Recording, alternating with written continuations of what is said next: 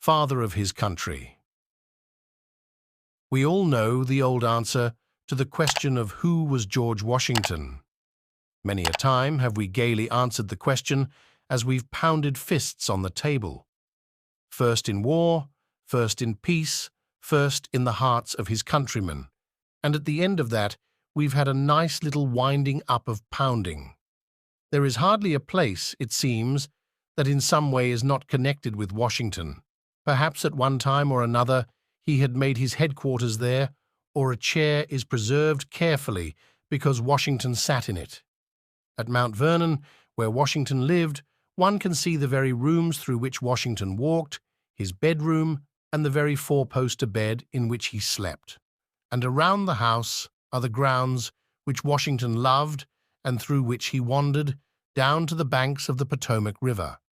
Time and time again, George Washington faced difficulties of a bitterly hard nature, but he never flinched. Time and time again, Washington saw his men suffering or deserting, but Washington suffered with them, and he never lost courage. Time and time again, Washington was doubted, jealous groups tried to work against him, but Washington went straight on, doing as he should and not stooping to play favorites or to be a favorite. There was the time, too, when the country he loved doubted him and showed him cruel ingratitude, but Washington did not turn from his course. It was the hardest of all to bear, but he was the father of his country, and his children did come back to him. And then, when everywhere people were singing his praises, shouting them, exclaiming them, Washington never lost his head. He never let his own little inner feelings of likes and dislikes keep him from being fair, always just, always true to the country whose government he really made. He is the father of his country in truth.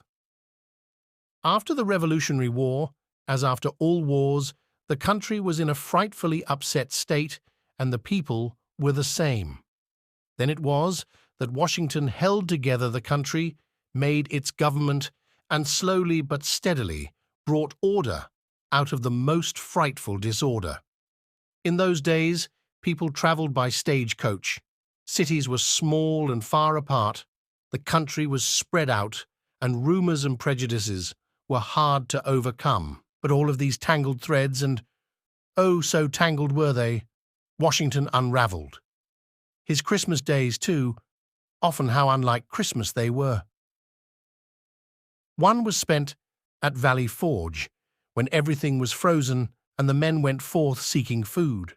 Another was spent at New Windsor, where the suffering from the cold had been intense, but there was brightness that day because of the arrival of a great wagon filled with shirts and warm clothing for Washington and his men. And yet another Christmas was that when the famous crossing of the Delaware River took place. Washington, whom historians all call very great. Washington, the father of his country,